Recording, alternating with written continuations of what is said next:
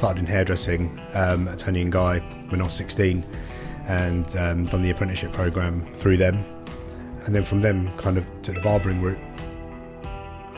The idea for Alternative Barbering Company started when I worked in London, and I was thinking up the concept, and I said, well, it has to be something that's alternative to hairdressing. We have 3 businesses based in St Albans, Harpenden and Berkhamsted. In 2010 I started this shop here, and it was because I woke up on the right side of bed one morning.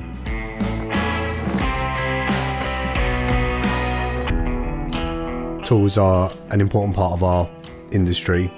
We spend a lot of money, time and research finding out what works best for us. These are my oldest 2 pairs of scissors. I like this one especially because I leave it looser, and I use that for smoothing over scissor over comb or smoothing over detail. These are my sharper set, which I used to chip into.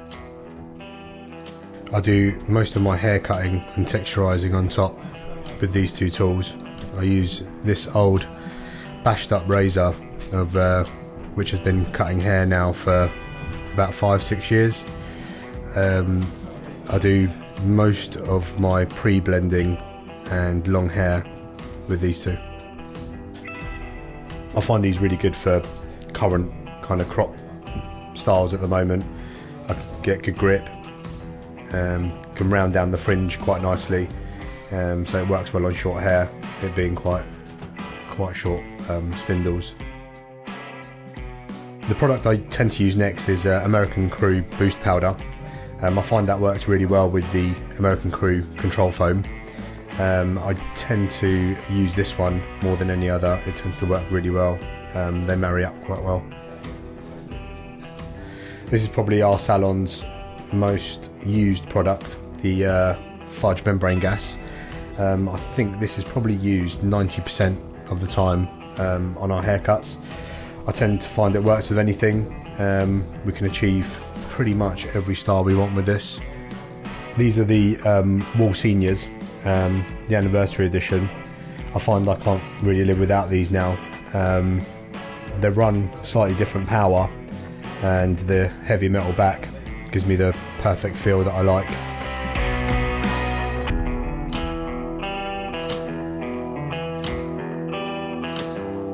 What we're going to be doing is leaving the texture through the top. We're going to layer it all with a razor. So we're going to razor the whole top. I'm not going to use any scissoring. And then we're going to blow out the edges, keep this nice and neat, go for a semi-90s, late 80s look. We achieve most of the layers through here and leaving the length by razoring all this hair back into here and get rid of all this bulk. This is my current favourite blow drying product. It's a Control Foam by American Crew. What I find with this, not only it gives me a better hold than a standard salt spray, using certain techniques that I use to cut, it aids in keeping the hair wetter for longer.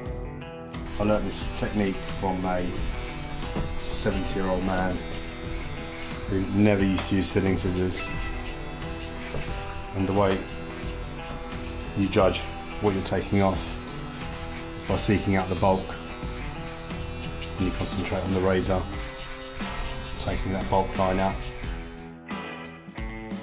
The reason we use the Control Foam for this kind of technique is it keeps the hair wetter, so you've got less pull. When it's dry, it will tend to tug on the hair with the razor. When I do the razor work, I generally work visually. So what that means is that whereas you would pick up the angle or the section, I use that visually. So I take out the bulk with the razor and create the same finish with a different technique. Because I always think the blow dry is the most important bit of the haircut. It's what I spend most of the time doing. So I did a lot of different shapes, a lot of different volume, and then once it comes to the finishing, I find it easier to manipulate. Being your own boss comes with its own challenges. keeping everyone happy, motivated and part of the business is probably the biggest challenge. We tend to evolve quite heavily with them, so we use their knowledge and their help to find out what direction we want to take the business in. I like leading from the front. I like being on the shop floor. I think there's a big difference between managing a team and leading a team, and to motivate and to get people to be on your level and work with you, I think it's probably the hardest attribute that I've had to find within myself.